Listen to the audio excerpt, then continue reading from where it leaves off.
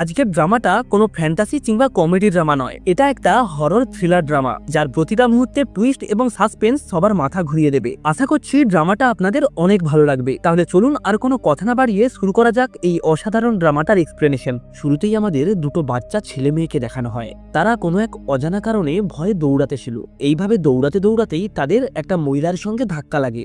মহিলাটি তাদেরকে জিজ্ঞাসা করে, তোমরা দৌড়াচ্ছ কেন, আর তোমাদের মা বাবাই বা কোথায়? তখনই হঠাৎ করেই সেই বাচ্চা ছেলেটা অজ্ঞান হয়ে যায়। সিন শিফট হলে আমাদের জিওনকে দেখানো হয়। একটা দুঃস্বপ্ন দেখে তার ঘুম ভেঙে যায়। এরপর সে লি ডায়াল নামের এক ব্যক্তিকে ফোন করে, তবে কল কানেক্ট না হওয়ায় জিওন সাথে সাথেই কোথাও একটা যাওয়ার উদ্দেশ্যে সাইকেল নিয়ে বেরিয়ে পড়ে। এখান থেকেই সিন একটা ক্রাইম স্পটে শিফট হয়, যেখানে পুলিশ একটা মেয়ের ঝুলন্ত দেহ উদ্ধার করে এবং বাড়ির ভেতর থেকে তারা একটা ছোট্ট বাচ্চাকেও পায়। কিছুক্ষণ পর সেখানে জিওন চলে আসে। সে ভেতরে যাওয়ার চেষ্টা করলে পুলিশ তাকে বাধা দেয়। তখনই আর পুলিশ অফিসার বলে, আপনি এখানে কাকে খুঁজছেন? জিওন বলে, ভেতরে কি লি ডায়াল আছে? পুলিশ অফিসার বলে, না তো, এই নামের তো কেউ এখানে আসেনি। তখন জিওন বলে, লি ডায়াল কিডন্যাপ হয়ে যাওয়া বাচ্চাদের খোঁজে এখানে এসেছিল। আপনি কি কোনো বাচ্চাকে খুঁজে পেয়েছেন? আর এখানে অ্যাম্বুলেন্সই বা কেন দাঁড়িয়ে আছে? তখন পুলিশ অফিসার বলে, আপনি একটু শান্ত হয়ে বলুন তো, আসলে আপনি কি জানতে চাইছেন? এই সময় সেখানে মিস্টার হান চলে আসে। হান বলে, আসলে হাউলের বাবার সঙ্গে জিওনের ভালো সম্পর্ক, তাই তিনি হাউলকে খোঁজার জন্য অনুরোধ করেছিলেন। কিন্তু জিওন এখন তার বন্ধুকে খুঁজে পাচ্ছে না, যে ওই বাচ্চাদেরকেই খুঁজতে এসেছিল। এরপর হান জিওনকে সেখান থেকে টেনে নিয়ে যায়। জিওন বলে, আমাদের যেভাবেই হোক ডায়ালকে খুঁজতে হবে, যদি তার খারাপ কিছু হয়ে যায়। তখন হান বলে, তার কিছুই হবে না। জিওন বলে, তুমি এতটা নিশ্চিত কি করে? হান বলে, ডায়াল জানতো যে কিডন্যাপ হওয়া বাচ্চাগুলো কোথায় রয়েছে, তাই সে পুলিশকে না জানিয়েই তাদেরকে উদ্ধার করতে চলে গিয়েছিল। তবে দুর্ভাগ্যবশত কিডন্যাপার সেখানে নিজেই সুসাইড করে নিয়েছিল। তাই পুলিশ আসা পর্যন্ত ডায়াল যদি সেখানে থাকতো তাহলে পুলিশ তাকেই গ্রেপ্তার করত। এদিকে অফিসার সেখানে একটা কুকুরের মৃতদেহ পায়। জিওন বাড়িতে এসে এটাই খুঁজে বের করার চেষ্টা করে যে ওই বাচ্চাদেরকে কে কিডন্যাপ করেছিল। এরপর জিওন হানকে বলে, হয়তো এই কিডন্যাপারই ডায়ালকে কোনোভাবে আঘাত করেছে বা হয়তো কিডন্যাপ করে রেখেছে। তখন হান বলে, তুমি ডায়ালকে ভালোভাবে চেনো না, তাকে কিডন্যাপ করা এতটা সহজ নয়। আর তাছাড়া সে যখন কোনো বড় কেস হাতে নেয় তখন সে এমনভাবেই বেশ কিছুদিন নিরুদ্দেশ থাকে। হান অনেক খুশি ছিল, কারণ ডায়াল যেহেতু হাউনকে বাঁচিয়েছে, তাই শর্ত অনুযায়ী হাউনের বাবা তাদেরকে অনেক টাকা দেবে। ফলে প্রতি মাসে তাদেরকে বাড়ি ভাড়া দেওয়ার জন্য চিন্তা করতে হবে না। তখন জিওন বলে, হাউনের নিশ্চয়ই মনে থাকবে যে ডায়ালের সাথে কি হয়েছিল। পরের দিন জিওন হাউনের সাথে কথা বলার জন্য তার বাড়িতে যায়। তবে হাউনের বাবা জিওনকে চিনতে পারে। সে বলে, হাউনের সাথে এখন কোনোভাবেই কথা বলা যাবে না এবং এই কিডন্যাপের ব্যাপারেও তুমি কাউকে বলবে না। তখন জিওন বলে, ডায়াল হাউনের জীবন বাঁচিয়েছিল আর এখন সে নিজেই নিরুদ্দেশ। হাউনের বাবা বলে, আমি আমার কথা রেখেছি, এরপর যা কিছু কথা বলার আমার উকিলের সঙ্গেই বলো। তাই জিওন বাধ্য হয়েই তার উকিলের সঙ্গে কথা বলতে যায়। জিওন চাইছিল ওই বাচ্চাগুলির সঙ্গে কথা বলতে, তবে উকিল বলে, কিডন্যাপিং এর পর থেকে বাচ্চাগুলো বেশ ভয়ে রয়েছে, তাই তাদের সঙ্গে এখন কোনোভাবেই কথা বলা সম্ভব নয়। জিওন বলে, এর মধ্যে নিশ্চয়ই কোনো অদ্ভুত ব্যাপার রয়েছে।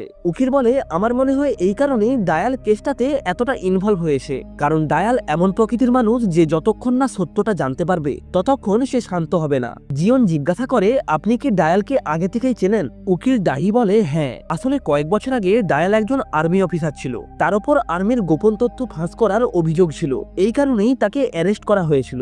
আর এই কেসে ডাহি ছিল তার উকিল। পরে কোর্ট থেকে ডায়ালকে নির্দোষ ঘোষণা করা হয়, তবে তার আর্মিতে ফিরে যাওয়ার আবেদন বাতিল করে দেয়, যার ফলে সে আর আর্মিতে জয়েন করতে পারে না। ডাহি জিওনকে জিজ্ঞাসা করে, ডায়ালকে খোঁজার জন্য তুমি এত কষ্ট করছো কেন? জিওন বলে, সে আমাকে একটা প্রমিস করেছিল।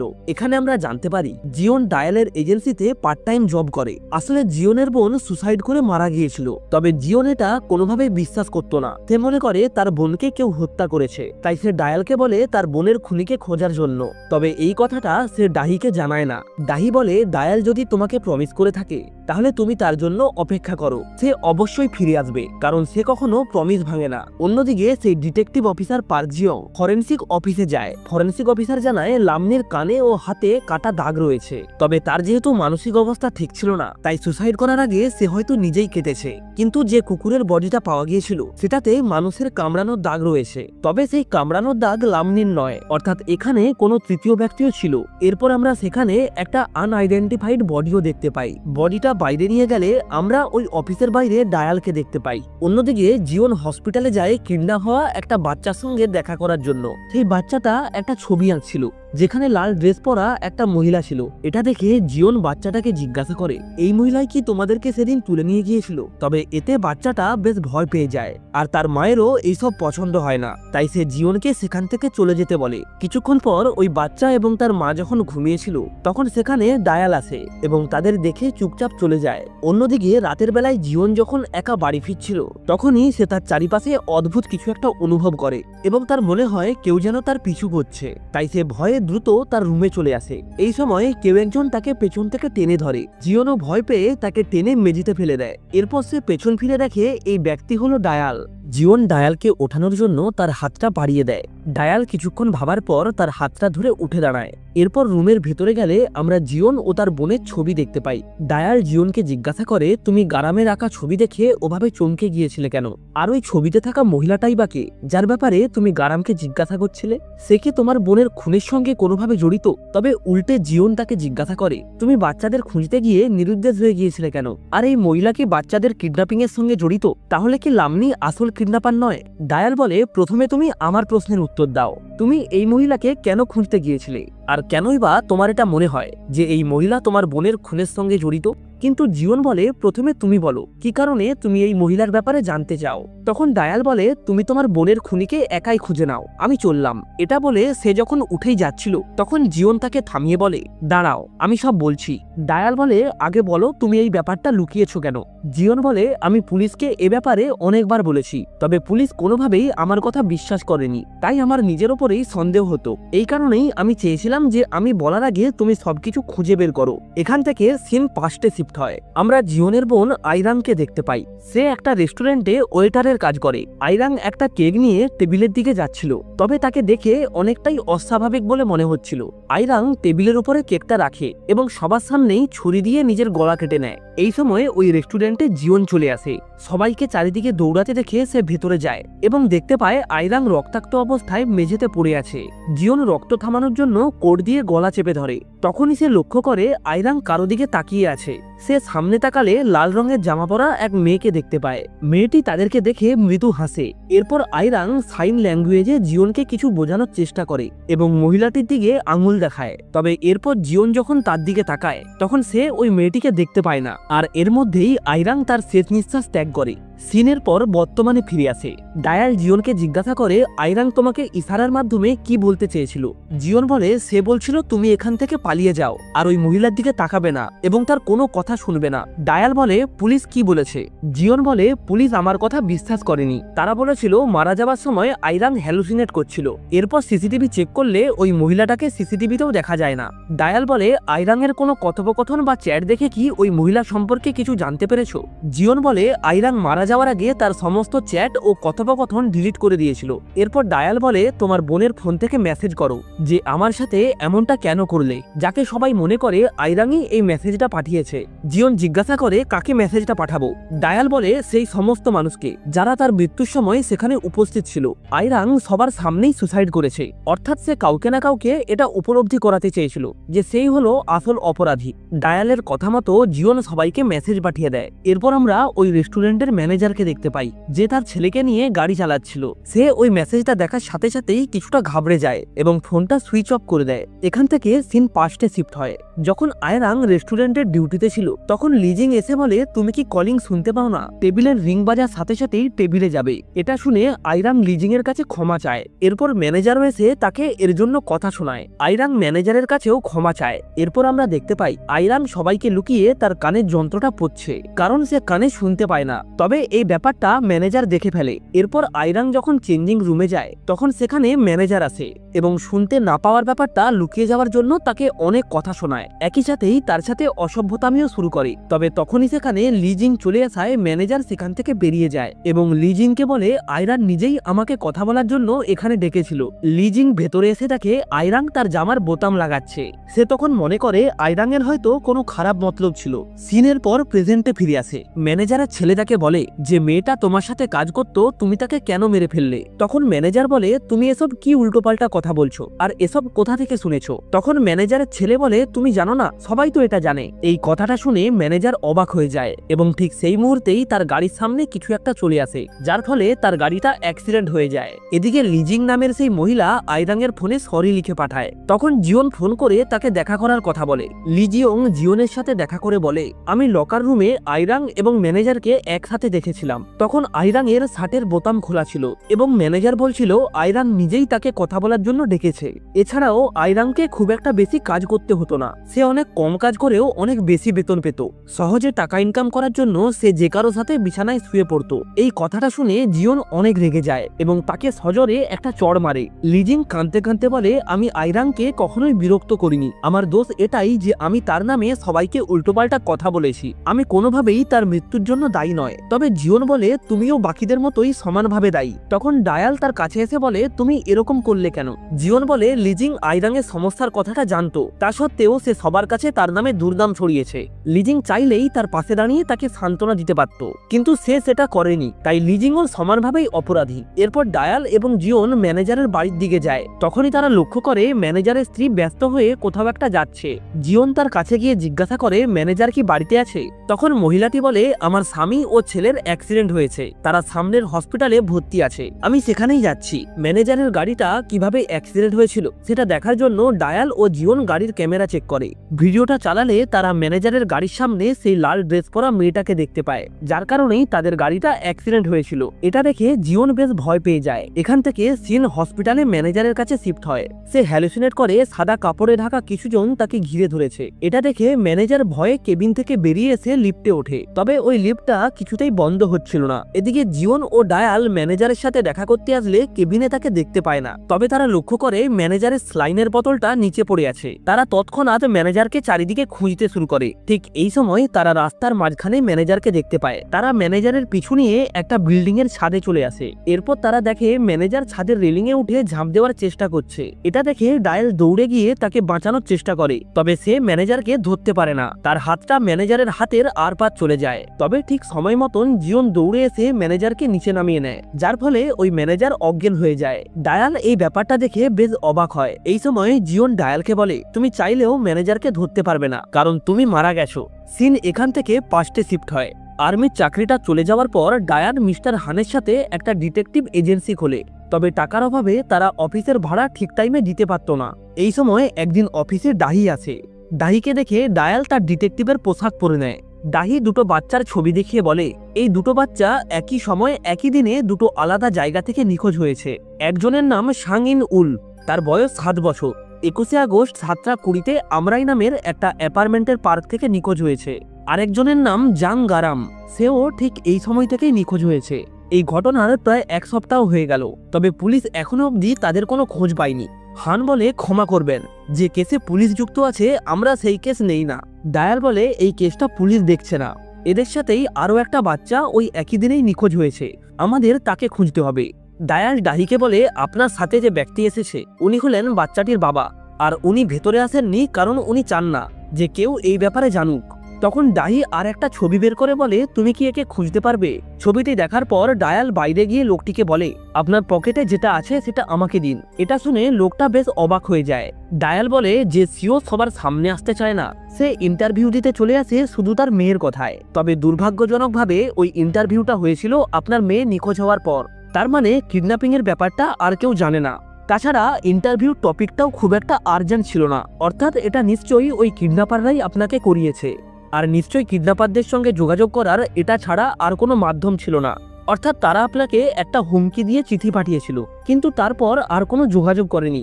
এসব শুনে লি গাড়ি থেকে বেরিয়ে আসে এবং ডায়ালকে ওই চিঠিটা দেয়। এরপর ডায়াল জিজ্ঞাসা করে, আপনার ড্রাইভার কোথায়? তখন লি বলে, আমি তাকে একটা কাজে পাঠিয়েছি। এরপর ডায়াল বলে, আপনি পুলিশের কাছে যান এবং ওই ড্রাইভারের নামে একটা রিপোর্ট লেখান। এই চিঠিটা আপনার ড্রাইভার নিজেই লিখেছে, তবে সে কোনোভাবেই আপনার মেয়েকে কিডন্যাপ করেনি, নিশ্চিতভাবেই সেটা অন্য কেউ করেছে। ভেতরে এসে লি বলে, পুলিশের ওপরে কোনো ভরসা নেই, এই কারণেই তো আমি তোমাদের কাছে এসেছি। আর এই অফিসটা আমি সকালেই কিনে নিয়েছি, তাই তোমরা যদি আমার মেয়ের কিডন্যাপারকে খুঁজে বের করো তাহলে তোমাদেরকে এই অফিসের কোনো ভাড়া দিতে হবে না। সবকিছু শোনার পর ডায়াল কেসটা নিতে রাজি হয়। অন্যদিকে পুলিশ ড্রাইভারের গাড়ি সার্চ করলে তার গাড়ির ডিক্কি থেকে অনেক টাকা পায়, তাই তারা তাকে পুলিশ স্টেশনে নিয়ে আসে। পার্ক ড্রাইভারকে জিজ্ঞাসা করে হিউনের সাথে তোমার সম্পর্ক কেমন। ড্রাইভার বলে আমি তাকে আমার মেয়ের মতোই দেখি। তখন পার্ক বলে এই জন্যই কি তুমি তার বন্ধুদের কিডন্যাপ করেছো। ড্রাইভার বলে আমি কোনো কিডন্যাপ করিনি, আমি শুধু ওই টাকাগুলো নিয়েছি। তখন পার্ক বলে তাহলে কি তোমার আরো কোনো সঙ্গী আছে, হয়তো সেই এই কিডন্যাপগুলো করেছে আর তুমি টাকা নিয়েছো। তখন ড্রাইভার বলে আমি কিছুই করিনি, আমি যখন হিউনকে আনার জন্য ডান্স ক্লাসে গিয়েছিলাম তার আগে থেকেই সে নিখোঁজ হয়ে গিয়েছিল। এদিকে ডায়াল ও হান ওই পার্কে যায় যেখান থেকে ইন উল নিখোঁজ হয়ে গিয়েছিল। তারা চারিদিকটা ভালো করে খোঁজার পর একটা ফাঁকা জায়গায় ছোট্ট একটা টানেল দেখতে পায়। তবে ওই ছোট্ট টানেলের মধ্য দিয়ে কোনো মানুষের পক্ষে বাচ্চাটিকে নিয়ে যাওয়া সম্ভব নয়। এরপর তারা হিউনের ড্যান্স একাডেমিতে যায়। হান ম্যাডামকে জিজ্ঞাসা করে হিউনের স্কুলে পড়ে এমন কোনো মেয়ে আছে। তখন ম্যাডাম সেহেরিন নামের একটা মেয়েকে দেখায়। সেহেরিন যখন বুঝতে পারে তারা হাউনের ব্যাপারে কথা বলতে এসেছে তখন অদ্ভুতভাবেই সে কাঁদতে শুরু করে। ডায়াল সেহেরিনের কাছে গিয়ে বলে তুমি কাঁদছো কেন। তখন সেহেরিন বলে বুড়ি এই ঘরে চলে আসবে। ডায়াল জিজ্ঞাসা করে এই বুড়িকে, আর তুমি তাকে কেনই বা ভয় পাও। এরপর সেহেরিন ডায়ালের কানে কানে কিছু একটা বলে। এখানে আমরা জিওনকেও দেখতে পাই। সে দূর থেকে ডায়ালকে ও সেহেরিনকে কথা বলতে দেখে। এরপর ডায়াল ও হান হিউনের স্কুলে যায়। ডায়াল সেখানে একটা চিড়িয়াখানা দেখে যেখানে একটা কুকুরের ঘর ছিল, আর সেই ঘরের উপরে লেখা ছিল বুড়ি, অর্থাৎ সেহেরিন যে বুড়ির কথা বলেছিল সেটা হলো এই কুকুরটাই। এরপরে ডায়াল লন্ড্রি রুমে যায় যেখানে লামনি ছিল। ডায়াল লামনির শরীরে ও জুতোতে কুকুরের লোম লেগে থাকতে দেখে। সে এই ধরনের কুকুরের লোম ওই পার্কে পাইপের মধ্যে দেখেছিল। ডায়াল লামনিকে বলে আপনার নিশ্চয়ই এখানে কোনো কুকুর আছে। লামনি বলে হ্যাঁ কুকুর আছে, তবে সে বেশ কয়েকদিন ধরে নিখোঁজ। ডায়াল জিজ্ঞাসা করে আপনার কুকুরটা কি জার্মান শেপার্ড। লামনি বলে হ্যাঁ, তবে সে প্রশিক্ষণপ্রাপ্ত এবং বাচ্চারা তাকে খুব ভালোবাসত। তখন ডায়াল বলে আমার এক বন্ধু একটা জার্মান শেপার্ড দেখেছিল, তাই আপনি যদি বুড়ির মিসিং ডেটটা আমাকে বলেন তাহলে আমি তার খোঁজ নিয়ে দেখতে পারি। চানমি তার ডায়েরি দেখে বলে যেই দিন ওই বাচ্চাগুলো নিখোঁজ হয়েছে সেই দিনই বুড়িও নিখোঁজ হয়েছে। এরপর ডায়াল ও হান সেখান থেকে বেরিয়ে আসে। এখানে আমরা স্কুলের বাইরেও জিওনকে দেখতে পাই। সে সেখানে দই বিক্রি করতে এসেছিল। রাস্তা দিয়ে যেতে যেতে হান বলে আমাদের একটা মেয়েকেও রিক্রুট করা দরকার, কারণ কিছু কিছু সিচুয়েশন আছে যেগুলো মেয়েরাই ভালো সামলাতে পারে। তুমি যে পার্ট টাইম জবের জন্য অ্যাডটা দিয়েছিলে সেটাকে ডিলিট করে দিয়েছো। দেখা যায় এই সমস্ত কথা জিওন শুনতে পায়। এরপর জিওন ডিটেকটিভ পার্কের অফিসে যায়। সে সেখানে ডেলিভারি করতে এসেছিল। এই সময় সেখানে সেহেরিন আসে। সেহেরিন পার্ককে বলে হিউন বুড়ির পেছনে গিয়েছিল। এরপর সে পার্ককে একটা ছবি দেখায় যেখানে তার দুজন বন্ধু ও বুড়িও ছিল। এরপর সেখানে সেহেরিনের মা আসে। সে বলে যেখান থেকে বাচ্চারা নিখোঁজ হয়েছিল সেখানে আমার মেয়েও পড়ে, আর এই ঘটনাটা সে একদমই মেনে নিতে পারেনি। পার্ক বলে আমি বুঝতে পেরেছি, ঘটনাটা ওর মনে গেঁথে গেছে, আপনি ওকে ভালো থেরাপিস্টের কাছে নিয়ে যান। এটা দেখে জিওন বলে হতে পারে সেহেরিন সত্যি বলছে, এই ব্যাপারটা আপনার তদন্ত করে দেখা উচিত। পার্ক বলে তুমি এসব থেকে দূরে থাকো, এসব ব্যাপারে নাক গলাবে না। এটা শুনে জিওনের অনেক খারাপ লাগে। এখান থেকে সিন রাতে শিফট হয়। আমরা 3টে বক্স দেখতে পাই যার ভেতরে কিছু একটা নড়ছিল। তখনই এক মহিলা বলে তোমরা চুপ করো, তবে তা সত্ত্বেও তারা চুপ না করায় ওই মহিলাটি অনেক বিরক্ত হয় এবং বলে এরা চিল্লে চিল্লে আমার কানের পর্দা ফাটিয়ে দেবে, এদেরকে আমি ছাড়বো না।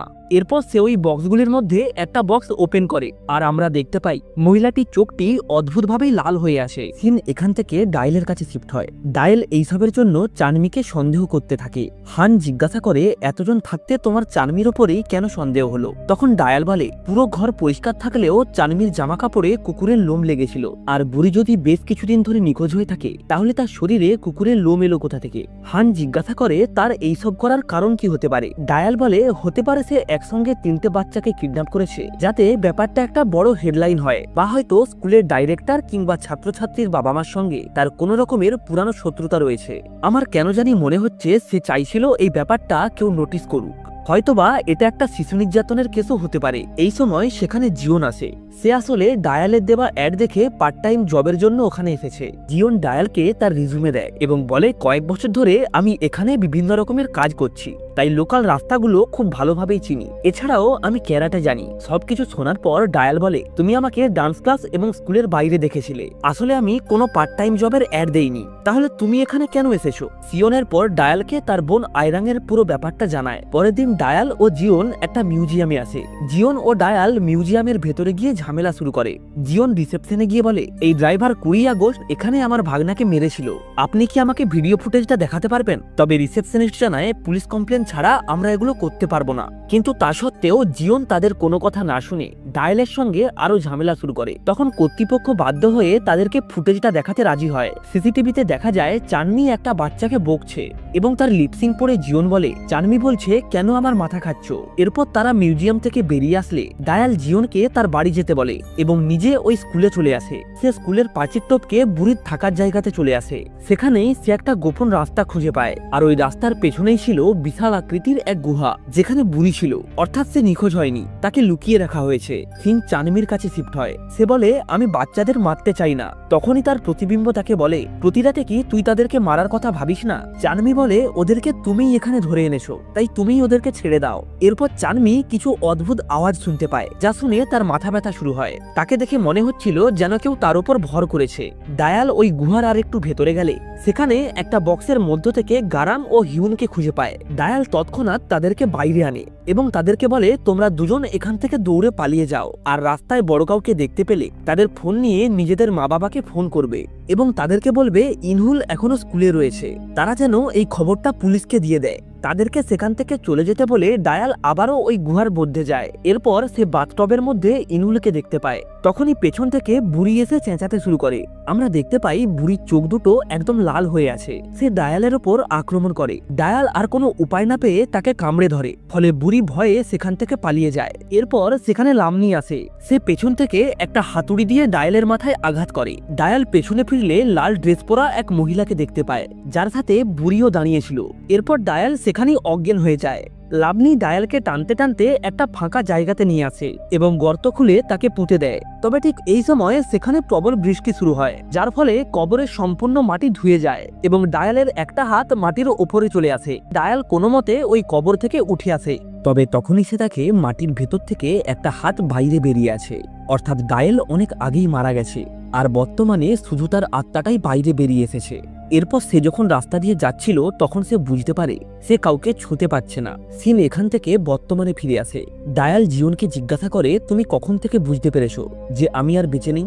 জিওন বলে, যখন তুমি প্রথমবার আমার বাড়িতে এসেছিলে, কারণ আমি তোমাকে মাটিতে ফেলে দেওয়ার পর তুমি যখন নিচে বসেছিলে ঠিক তখনই একটা বাস্কেটবল তোমার দিকে গড়িয়ে আসছিল। তবে অদ্ভুতভাবেই বলটা তোমার শরীরে আটকে যাওয়ার বদলে শরীর ভেদ করে বাইরে চলে যায়, আর তখনই আমি বুঝতে পারি তুমি একজন আত্মা।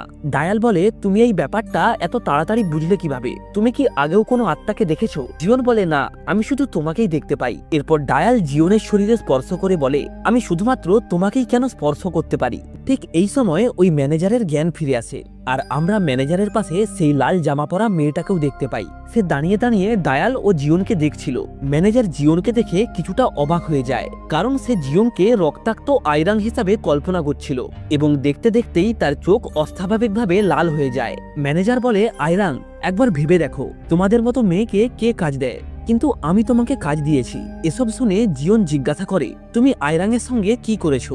ডায়াল জিওনকে আটকে নিয়ে বলে, ম্যানেজারের এখন মাথার ঠিক নেই, সে তোমাকেই আয়রাং ভাবছে, তাই এখন কোনোভাবেই ওর কাছে যাওয়াটা ঠিক হবে না। ও তোমার উপর আক্রমণ করতে পারে বা হয়তো ঝাঁপ দিয়ে আত্মহত্যাও করতে পারে। আমাকে মারার পর লাবনিও এরকমটাই করেছিল। এই সময় ম্যানেজার সেই লাল ড্রেস পরা মেয়েটিকে দেখতে পায় এবং তাকে দেখে ম্যানেজার বেশ ভয় পেয়ে যায়। ম্যানেজার বলে, এই সেই মেয়ে যার জন্য আয়রাং সুসাইড করেছে। ফ্ল্যাশব্যাকে দেখানো হয় আয়রাং সেদিন ছুরিটা হাতে নেওয়ার পর তার হাতটা কাঁপছিল। তখনই ওই মহিলা তার হাতে ধরে ছুরিটা গলার কাছে তুলে দিয়ে বলে, ভয় পেও না, বেশি সময় লাগবে না। তবে জিওন ও ডায়াল পেছন ফিরলে কোনো মেয়েকে দেখতে পায় না। জিওন বলে, তুমি যে লাল ড্রেস পরা মেয়েটার কথা বলছো সে কোথায়? আমি তাকে কোথায় পাবো? ম্যানেজার বলে, তুমিও ওই মহিলাকে দেখতে পাও, তাহলে তুমিও মরবে। এটা বলেই সে সেখান থেকে ঝাঁপ দিয়ে দেয়। ওই মহিলাটাকে খোঁজার জন্য ডায়াল নিচে আসে এবং সে তার চারিপাশে প্রচন্ড হাসির আওয়াজ শুনতে পেলেও ওই মহিলাটাকে কোথাও দেখতে পায় না। এরপর সে একটা ছায়া দেখে তার পিছু নিতে থাকে। ওই মহিলা একটা রুমে ঢুকে দরজাটা বন্ধ করে দেয়। তখন ডায়াল দেখে ওই রুমের ভেতর থেকে প্রচুর পরিমাণে রক্ত বেরিয়ে আসছে এবং একই সাথেই তার কানে বিকট আওয়াজ আসতে শুরু করে। তবে পরক্ষণেই ডায়াল লক্ষ্য করে মেঝেতে কোনো রক্ত নেই। এদিকে জিওন নিচে এসে অ্যাম্বুলেন্সকে ফোন করতে যায়। তবে তখনই তখনই পুলিশের সাইরেনের আওয়াজ শোনা যায়। ডায়াল বলে ও মারা গেছে, তাই আমাদেরকে এখন এখান থেকে পালিয়ে যেতে হবে। এটা বলেই সে জিওনকে সেখান থেকে টেনে নিয়ে যায়। জিওন ডায়ালকে জিজ্ঞাসা করে, তুমি আমার কাছে ফিরে আসলে কেন, আর তুমি আমাকে সাহায্যই বা করছো কেন? ডায়াল বলে, আমার মৃত্যু এই মহিলার কারণেই হয়েছে। ডায়ালের পর জিওনকে বাড়ি গিয়ে রেস্ট নিতে বলে। জিওন চলে গেলে ডায়াল সেখানেই দাঁড়িয়ে কিছু একটা ভাবতে থাকে। এখানে ডায়ালের পাস্ট দেখানো হয়। সে এক পুলিশ অফিসারকে বলছিল, আমার মা সুসাইড করেনি, তাকে কেউ হত্যা করেছে, দয়া করে আমার মায়ের খুনিকে খুঁজে বের করুন। এরপর সিন বর্তমান সময়ে হাউনের স্কুলের প্রিন্সিপালের কাছে শিফট হয়। সে লামনির রুমে গিয়ে পাগলের মতো তার ডায়েরিটা খুঁজতেছিল, তবে সে ডায়েরিটা খুঁজে পায় না। অন্যদিকে ডিটেকটিভ পার্ক হাসপাতালের সিসিটিভিটা চেক করলে সেখানে সে দেখতে পায় ম্যানেজার হঠাৎ করেই রুম থেকে দৌড়ে বেরিয়ে আসে এবং তারপর পাগলের মতো এদিকে ওদিকে দৌড়াতে শুরু করে। এর কিছুক্ষণ পরেই সেখানে জিওন আসে এবং তাকে দেখে মনে হচ্ছিল সে ম্যানেজারকেই ফলো করছে। এটা দেখে পার্ক সাথে সাথেই জিওনের বাড়িতে যায়। সে জিওনকে জিজ্ঞাসা করে, সেদিন তুমি যে ডায়াল নামের ব্যক্তির খোঁজ করেছিলে তাকে খুঁজে পেয়েছো? এটা শোনার পরেও জিওন একদমই চুপ থাকে। তারপর পার্ক বলে, তুমি কি আইরাংয়ের কেসটা নিয়ে ডায়ালের কাছে গিয়েছিলে? জিওন বলে, হ্যাঁ। পার্ক জিজ্ঞাসা করে, সে কি ওই লাল ড্রেস পরা মেয়েটিকেই খুঁজতে গিয়েছিল? জিওন বলে, হ্যাঁ। তখন পার্ক তাকে বলে, তুমি এটা কেন মেনে নিতে পারছো না যে আইরাং সুসাইড করেছে? তাছাড়া তার সুসাইড করার অনেক কারণও ছিল। ওই ম্যানেজার তাকে অনেক বিরক্ত করত। এই সময় অদ্ভুতভাবেই জিওন কিছু শুনতে পায় না। তার কানে শুধুমাত্র একটা বিকট আওয়াজ ভেসে আসছিল। জিওন বলে, তুমি যদি জিজ্ঞাসাবাদ করতে এসে থাকো তাহলে তোমার পারমিশন পেপার দেখাও। এটা শুনে পার্ক সেখান থেকে চলে যায়। তখনই আমরা সেখানে ডায়ালকে দেখতে পাই। ডায়াল দেখে জিওন হঠাৎ করেই পড়ে যাচ্ছে, তাই সে দৌড়ে গিয়ে কোনো মতে জিওনকে ধরে নেয়। রুমের ভেতরে গিয়ে জিওন টিভি চালায় এবং তার ভলিউমটা অনেক বাড়িয়ে দেয়। তখন ডায়াল বলে, এসব তুমি কি করছো, ভলিউমটা কমাও। জিওন টিভি বন্ধ করে দিয়ে বলে, আমি কোনো সাউন্ড শুনতে পাচ্ছি না। আইরাং বলেছিল যখন মা বাবার অ্যাক্সিডেন্ট হয়েছিল তখন ঠিক তার সঙ্গেও এমনটাই হয়েছিল। সে কোনো আওয়াজ শুনতে পাচ্ছিল না, তার কানে শুধুমাত্র একটা বিকট আওয়াজ আসছিল। জিওনের পর আইরাংয়ের কানের যন্ত্রটা নিজের কানে লাগায়, তবে অদ্ভুতভাবেই সেটাতে সে নিজের আওয়াজই শুনতে পায়, যেখানে সে আইরাংকে বলছে, ছোটবেলা থেকেই আমি তোমার খেয়াল রেখে আসছি, তোমার দায়িত্ব আমি কেন নেব? এসব শুনে জিওন হতবাক হয়ে যায়। তাকে এমন অবস্থায় দেখে ডায়াল তার কানের যন্ত্রটা খুলে দেয়। জিওন বলে, আমি কখনোই আইরাংকে এইসব বলিনি। ডায়াল বলে, যন্ত্রতে কি শোনা যাচ্ছিল? জিওন বলে, ওই যন্ত্রতে আমারই আওয়াজ ছিল, যেখানে আমি আইরাংকে অদৃশ্য হয়ে যাওয়ার কথা বলেছিলাম, কিন্তু এটা আমি কখনোই চাইনি। এটা যদি আইরাং শুনে থাকে তাহলে সে অনেক কষ্ট পেয়েছে, তাই হয়তো সে সুসাইড করেছে। অর্থাৎ আইরাংয়ের মৃত্যুর জন্য ম্যানেজার বা ওই মহিলা নয়, আমি দায়ী। ডায়াল বলে, আইরাং মারা যাওয়ার আগে তোমাকে বলেছিল ওই মহিলার কথা না শুনতে এবং ওখান থেকে পালিয়ে যেতে। সে তোমাকে তার থেকে বাঁচানোর চেষ্টা করছিল, তাই এর জন্য তুমি নিজেকে দায়ী মনে করো না। অন্যদিকে পার্ক ফরেন্সিক অফিসে যায়। সে ডাক্তারকে জিজ্ঞাসা করে, কুকুরের দাঁতে কি কোনো মানুষের মাংস পেয়েছো? কারণ কুকুর হয়তো তাকে কামড়েছে, তাই সে নিজেকে বাঁচানোর জন্য কুকুরটিকেও কামড়েছে। তখন ফরেন্সিক অফিসার বলে, আমি চেক করছি, কিছু পেলে তোমাকে অবশ্যই জানাবো। এরপর পার্ক চলে গেলে ডাক্তারটি কুকুরের গায়ে হাত দিয়ে তার মৃত্যুর পুরো রহস্য জানতে পারে। ডাক্তারের কাছে হয়তো কোনো এক সুপার পাওয়ার রয়েছে। ডাক্তার বুঝতে পারে ক্রাইম স্পটে লামনি ছাড়াও আরো কোনো এক মানুষ ছিল। এখান থেকে সিন হসপিটালে যায়, যেখানে সানহু নামের এক মহিলা ভর্তি ছিল, আর এটা হলো সেই রেড ড্রেস পরা মেয়েটি। অন্যদিকে ডায়াল আইরাংয়ের সেই যন্ত্রটা হাতে নিয়ে দেখছিল। তখন জিওন বলে, তুমি এটা ছুঁতে পারছ? ডায়াল বলে, হ্যাঁ, তবে আমি জানি না আমি এটা কেন ছুঁতে পারছি।